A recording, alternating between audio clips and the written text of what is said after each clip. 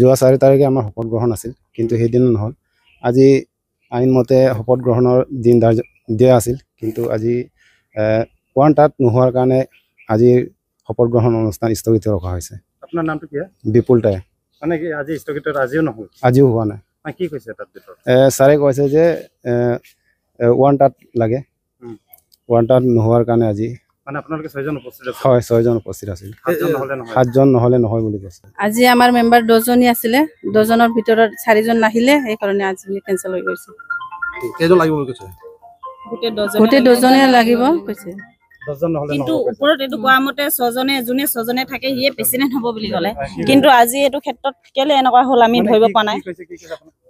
6জন যাৰ লগত থাকিব সিয়ে মেম্বাৰ প্ৰেচিডেণ্ট হ'ব কৈছিলে, আমাক তেনেকে কোৱা আছিলে, কিন্তু আজি এইটো পৰিস্থিতি কেলে হৈছে আমি বুজি পোৱা নাই। আৰু 4জনটো সিহঁতে ইমান MLA বা কিবা নহয়তো, সিহঁতে চবেই আহিব লাগে। আমাক যেনেকে মেছেজ পাইছোঁ আমি চবেই আহিছোঁ, সিহঁতেও আহিব লাগে। 4জনটো কেলে আজি লুকাই থাকিব লাগে?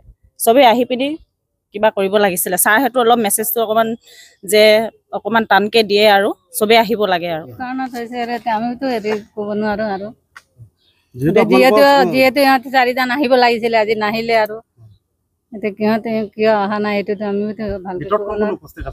আমি 6জনে উপস্থিত আছিলোঁ।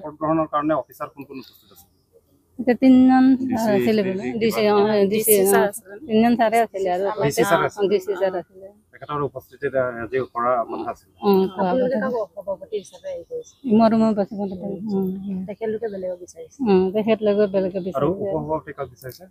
বিপুল টাইক আপোনালোকে 6জনে উপস্থিত আছে, তথাপি আজি নহ'ল। আজি শপত অনিৰ্দিষ্ট কাললৈ বুলি কৈছে, আমি কৈছো দিব লাগে সোনকালে বুলি কৈছো, হ'লেও ছাৰে কৈছে আৰু অনিৰ্দিষ্ট কাললৈকে মিলাব লাগিব।